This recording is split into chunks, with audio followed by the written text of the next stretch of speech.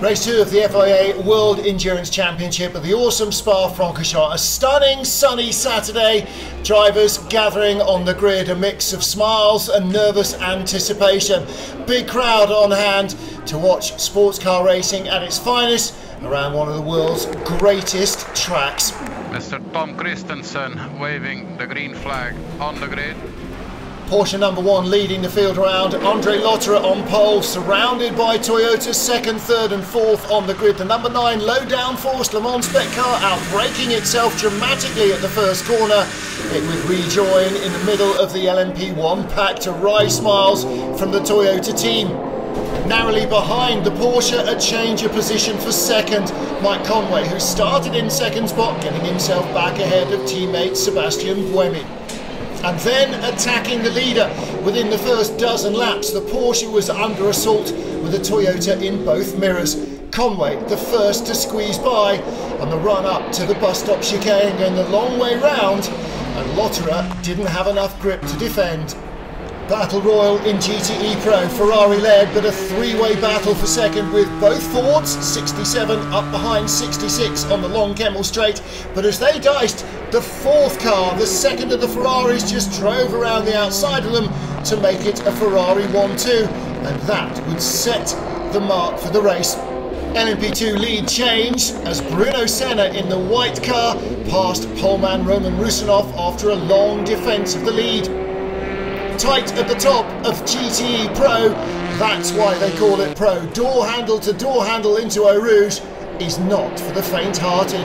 Ferrari ganging up on the Ford as the 2 red cars went 1st and 2nd again in the Pro class. Race leading number 7 Toyota finding its way through to the detriment of the 51 car. 71 trying to squeeze through to take the lead of the class. Contact with its teammate. And as the Ford jockeyed for position behind, further round at Rivage, more contact. The 51, who had been the class leader, drifting out wide. 71 Ferrari taking the lead. The Ford sneaking through temporarily into 2nd. More challenges for Porsche. The number 1 car had been in 2nd, now passed by the number 8 Toyota and dropped down to the final podium spot, much to the dismay of a watching Mark Webber. First retirement in the race, the Gulf Porsche. Minor contact with the Ford, but debris going under the Porsche would damage its wiring loom, and it would be out just a few metres after the incident.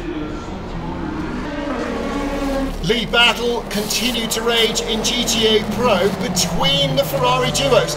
71 and 51 rarely separated by more than a car length, and sometimes not by a car's width.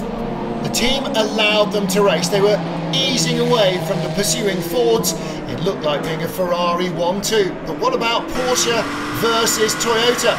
The Porsche started to come back into it as the high track temperatures of the early afternoon faded with cloud cover. The number 2 car moving up into 2nd place.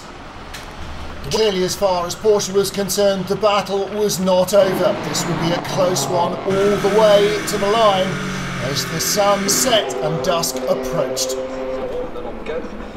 Drama for Rebellion heading into the final hour, their timing beacon coming loose, and that allowed the 38 Jackie Chan DC Racing car into a podium spot.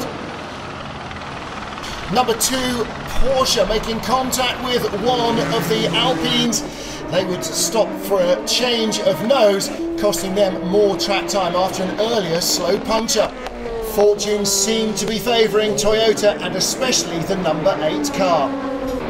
Leading GT Am almost from start to finish, the 98 Aston Martin that Pedro Lamy had put on pole. The GTE Pro class dominated by Ferrari, who set their order. Whoever was in front at the final pit stop was due to stay in front.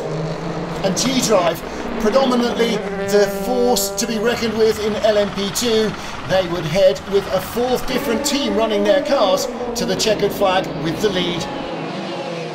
And the race decided in the final lap. Number 8 just getting to the line ahead of the sister car number 7. Okay, well done, Fred, well done. P1, good job. We need to go to Alpha 11, Alpha 11. A 2nd win for the number 8 Toyota, a 1-2 result for Toyota, their first victory at Spa since 2015. And in the GTE Pro class, a Ferrari 1-2 for AF Corsa. 71 ahead of 51.